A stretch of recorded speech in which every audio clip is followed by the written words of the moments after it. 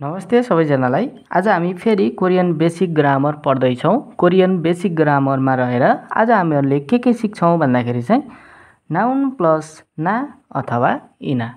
नाउनसँग जोडिने ग्रामर छ। नाउनसँग जोडिने ग्रामर छ के छ त भन्दाखेरि चाहिँ ना अथवा इना। अब यसले अर्थ चाहिँ के दिन्छ भन्दाखेरि वा अथवा भन्ने अर्थ दिन्छ। अब यसलाई चाहिँ कसरी प्रयोग गर्ने त भन्दाखेरि हेर्नुहोस् है, यहाँनिर व्याख्या गरेको कुरालाई पढौँ। यसको प्रयोग, यो ना अथवा इनाको प्रयोग नेपाली भाषामा जस्तै रोजाइ यानि कि रोजाइ चुज गर्ने अवस्थामा प्रयोग गरिन्छ। अनि यसको अर्थ चाहिँ वा अनि अथवा भन्ने अर्थ दिन्छ भनेको छ है। रोजाइमा जस्तो के त पेन वा पेन्सिल, पेन अथवा पेन्सिल, कापी अथवा किताब, कापी वा किताब हैन। त्यसरी हामीहरूले यसको प्रयोग गर्न सक्छौँ। अब यसमा चाहिँ नाउन पछाडि के छ त दुईवटा सूत्र छ, ना अथवा इना। अब यसलाई चाहिँ प्रयोग गर्दाखेरि दुईटैलाई एकैचोटि प्रयोग गर्न पनि मिलेन, दुईटैलाई जहाँ मन लाग्यो त्यही प्रयोग गर्न पनि मिलेन। त्यही भएर यहाँनिर सिई र भिई छुट्याउनु पर्यो। सिई भनेको कन्सोनेन्ट इन्डिङ, भिई भनेको चाहिँ भवेल इन्डिङ। कन्सोनेन्ट इन्डिङ भयो भनेदेखि हामीहरूले इनालाई प्रयोग गर्ने, भवेल इन्डिङ भयो भनेदेखि चाहिँ नालाई प्रयोग गर्ने है। यदि शब्दको अन्तिम अक्षर कन्सोनेन्ट साउन्ड छ है, यानि कि व्यञ्जन वर्ण छ भनेदेखि इनालाई प्रयोग गर्नु पर्यो है। यदि शब्दको अन्तिम अक्षर चाहिँ भवेल साउन्ड यानि कि स्वर वर्ण छ भनेदेखि चाहिँ नालाई प्रयोग गर्नु पर्यो है त। ल अब यहाँनिर हामीहरूले केही प्रयोग गरेर हेर्छौँ है उदाहरणहरू।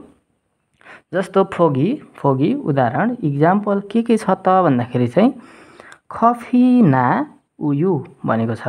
कफी भनेको कफी हो, ना। अब यहाँनिर नालाई प्रयोग गरियो। किन नालाई प्रयोग गरियो, किन यी नालाई प्रयोग गरिएन त भन्दाखेरि चाहिँ यो कफी भन्ने शब्दको अन्तिम अक्षर चाहिँ यो भवेल हो। भवेल भयो भनेदेखि चाहिँ हामीहरूले नालाई प्रयोग गर्नुपर्छ भनेर सिक्यौँ। त्यही भएर हामीहरूले यहाँनिर नालाई प्रयोग गरियो है। कफी ना उयु, कफी अथवा दुध। यसमा कफी वा दुध पनि भन्न सकिन्छ है त। अब यता चाहिँ मुरिना छुसु, मूल भनेको पानी हो है।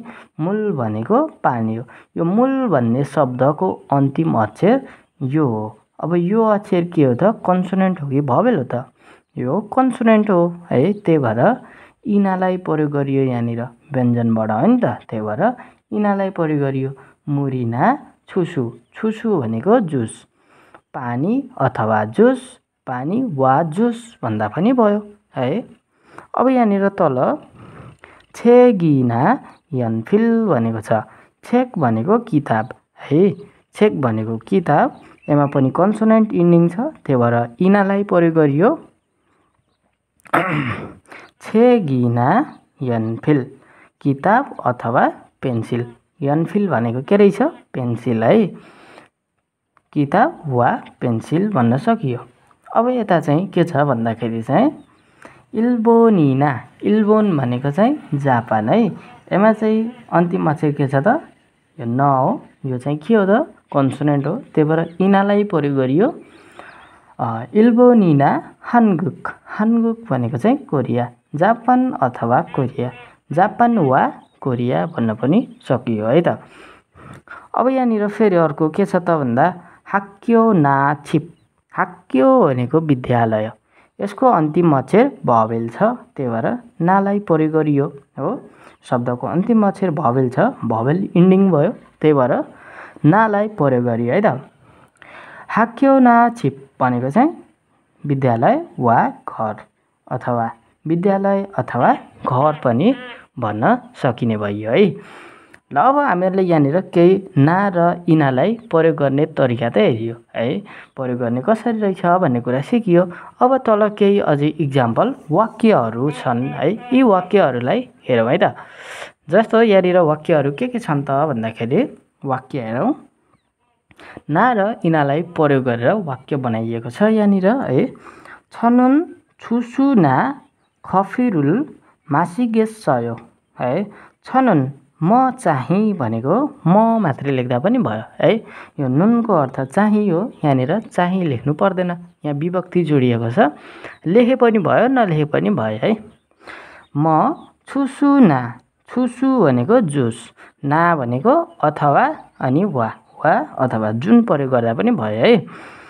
खफिरुल, खफी भनेको कफी, रुल भनेको लाई, कफीलाई मासिगेसयो, मासिदा भनेको पिउनु हो, गेसयो यो चाहिँ टेन्स जोडिएको छ। यो तपाईँहरूले चाहिँ टेन्समा गएर टेन्स हेर्नु पऱ्यो है। मैले प्लेलिस्ट बनाइदिएको छु टेन्सको, त्यहाँनिर गएर टेन्स पढ्नुभयो भने यो चाहिँ सजिलै बुझ्न सक्नुहुन्छ है त। छनुन छुसुना खफिरुल मासिगेसयो, म जुस अथवा जुस वा कफीलाई पिउनेछु है, पिउनेछु। यो भविष्यकाल जोडिएको छ, त्यही भएर नेछु भन्ने अर्थ लाग्यो है। म चाहिँ जुस अथवा कफीलाई पिउनेछु भन्दा पनि हुन्छ है, यिनीहरूको अर्थ राखेर भन्दा पनि केही पनि फरक पर्दैन, पाइन्छ है। अनि यहाँनिर अर्को के छ त भन्दाखेरि नेफार, यो नेपाल भनेको नेपाल हो, भनेको यो भनेको चाहिँ भाषा है, भनेको पनि भाषा, माल भन्यो भने पनि भाषा है। यो भनेको पनि भाषा भन्ने हुन्छ है, अनि माल भन्यो भने पनि भाषा भन्ने हुन्छ है त। ल यहाँनिर नेपाली भाषा भन्दा पनि भयो, नेपाली ना भनेको अथवा अनि वा लेख्दा पनि हुन्छ। नेपाली भाषा अथवा हान्गुक अरुल कोरियन भाषामा है, रो भनेको मा भन्ने अर्थ पनि दिन्छ। त्यो रोको बारेमा रो अनि उरो त्यो पनि जान्नुभएको छैन भने मैले भिडियो अपलोड गरिसकेको छु, त्यहाँनिर गएर हेर्नुहोला है। मारेयो, माल हादा भनेको भन्नु, कुरा गर्नु भनेको। अब यहाँनिर माल भनेको भाषा भयो होइन, मारादा भन्यो भने भन्नु होइन, कुरा गर्नु है भन्ने अर्थ दिन्छ। मारेयो कुरा गर्छु भने पनि भयो, भन्छु भने पनि भयो। नेपाली अथवा कोरियनमा भन्छु है, यहाँनिर नेपाली भाषा अथवा कोरियन भाषामा भन्छु भन्दा पनि हुन्छ है। अनि यहाँनिर अर्को तल चाहिँ के छ भन्दाखेरि हेरौँ है त। ख्वाइल इना, ख्वाइरिना भन्नु पर्यो। ख्वाइल भनेको चाहिँ फलफुल, इना वा अथवा ख्वाइल इना छेसो भनेको सागसब्जी रुल लाई साम्निदा, सादाबाट भएको साम्निदा किन्छु है त, सादाबाट साम्निदा किन्छु भन्ने अर्थ दियो। के भयो त, ख्वाइरिना छेसो रुल साम्निदा, फलफुल अथवा सागसब्जी किन्छु, फलफुल वा सागसब्जी किन्छु, जे भन्दा पनि भयो है। ल अनि यहाँनिर अर्को हागवनिना, हागवन, यो हागवन भनेको चाहिँ इन्स्टिट्युट है, इन्स्टिट्युट, इना अथवा छिबेस घरमा, यसको अर्थ मा भन्ने पनि हुन्छ। त्यो तपाईँहरूले थाहा छैन भनेदेखि चाहिँ तपाईँहरूले त्यो पनि भिडियो हेर्न सक्नुहुन्छ है, मैले भिडियो अपलोड गरिसकेको छु। यो माथि यो द्यास होइन है, यो जवाला छ है, जवाला छ। छिबेस घरमा, खोङबुरुल हाम्निदा, खोङबु हादा भनेको अध्ययन गर्नु, खोङबुरुल हाम्निदा अध्ययन गर्छु है। इन्स्टिट्युट अथवा घरमा अध्ययन गर्छु।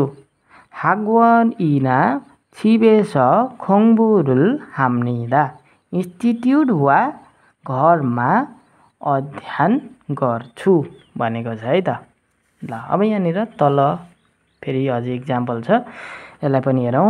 छनुन म चाहिँ अथवा म नेन्यन ए, नेन्यन भनेको अर्को वर्ष, नेक्स्ट इयर भनेको अर्को वर्ष ए मा इल्बोनिना, इल्बोन भनेको अघि के भने त जापान होइन त, इल्बोन भनेको जापान, इना भनेको अथवा अनि वा भन्दा पनि भयो है।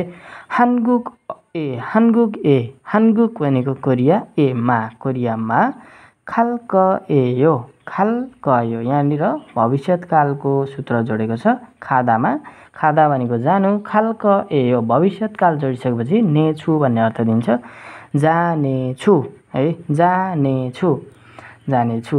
म चाहिँ अर्को वर्षमा नेक्स्ट इयरमा चाहिँ इल्बोन इना, इल्बोन भनेको जापान अथवा हानगुक ए कोरियामा जानेछु भनेपछि यसले जापानिज भाषा नि पढाएछ, कोरियन भाषा नि पढाएछ पक्कै पनि हैन। यसको नेपाली लेखिदिनुपर्छ, नेपाली लेखिदिनुपर्छ नि यहाँनिर लेख है त। छनुन नेपाली रहेछ, छनुन म नेन्यान भनेको अर्को वर्ष, अर्को वर्ष के त इल्बोन भनेको जापान,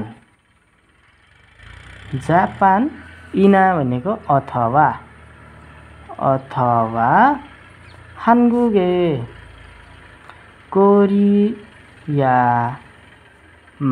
भन्दा पनि भयो, नलेखे पनि भयो है। खाल्कएयो भनेको जानेछु भनेको है त। म अर्को वर्ष जापान अथवा कोरिया जानेछु, कि त जापान जाने भयो त्यो होइन, कि त कोरिया जाने भयो। ल अब चाहिँ ल इक्जाम्पलहरू पनि लगभग सकियो है। ल तपाईँहरूले केही कुराहरू बुझ्नु भएन एमा भनेदेखि चाहिँ कमेन्ट गर्नु होला है। अनि अब अर्को भिडियो लिएर म फेरि छिटै नै आउनेछु। हस् त, धन्यवाद।